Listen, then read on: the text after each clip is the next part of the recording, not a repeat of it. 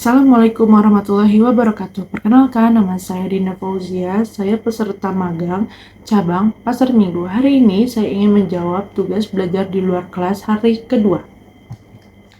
Pertanyaan yang pertama, apa pengertian individual system? Yaitu proses belajar yang berpusat pada anak sebagai subjek belajar. Yang kedua, mengapa pendekatan yang dilakukan harus individual system? Karena harus sesuai dengan kondisi dan kebutuhan masing-masing anak. Yang ketiga, apa tujuan yang ingin dicapai dengan melakukan pendekatan secara individual system, yaitu proses belajar dapat dilakukan secara bertahap atau small step system. Yang keempat, di Bimba, murid dan guru memiliki peran masing-masing. Sebutkan apa peran guru dan murid. Peran guru sebagai objek dan murid sebagai subjek. Yang kelima, apa perbedaan antara metode individual system dengan classical system? Yaitu individual system tidak memperlakukan anak secara klasikal dan melakukan pendidikan sesuai dengan karakter dan kesukaan anak. Classical system, proses belajar yang dilakukan tidak bertahap, tidak sesuai dengan karakter dan kesukaan anak, serta berorientasi pada hasil. Yang keenam, bagaimana cara yang dilakukan motivator agar dapat melakukan pendekatan secara individual system, yaitu motivator harus mempelajari dan mengetahui karakter setiap anak. Lalu, motivator harus mencari tahu kesukaan setiap anak agar anak tertarik melakukan kegiatan bermain sambil belajar. Satu langkah ada di depan untuk melakukan langkah antisipasi. Jangan minta untuk dimengerti oleh anak, berikan reward evaluasi afektif setiap anak. Yang ketujuh, apa dampak yang akan terjadi bila pendekatan dilakukan secara individual system, yaitu proses belajar yang dilakukan menyenangkan, bersemangat dalam kegiatan bermain sambil belajar. Proses belajar yang dilakukan secara bertahap.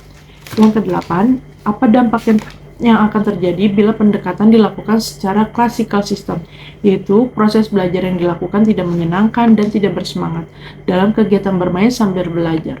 Proses belajar yang dilakukan tidak bertahap.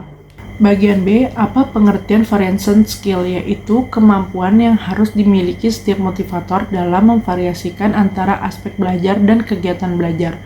Yang kedua, mengapa kegiatan belajar harus divariasikan?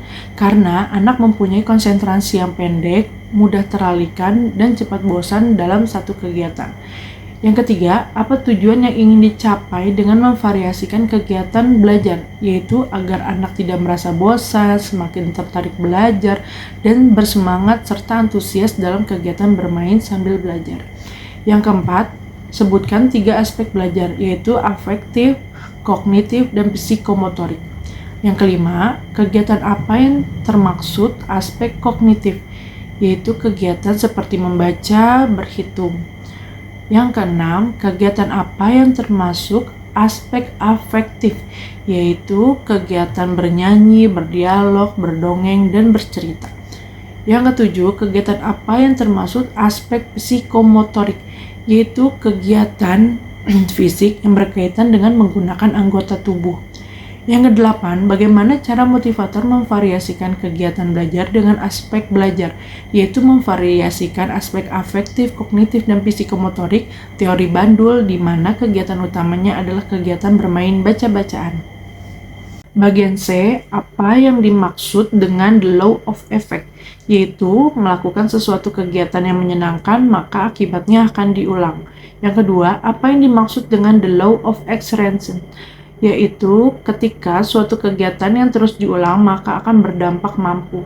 Yang ketiga, apa yang dimaksud dengan the law of readiness, yaitu ketika seseorang semakin mampu maka semakin siap dan terampil serta prosesnya pun akan semakin menyenangkan. Dampaknya akan menumbuh kembangkan minat belajar yang menggelora dan meminat kuadrat dalam diri orang tersebut sehingga akan tumbuh rasa bahagia dan berdampak sukses.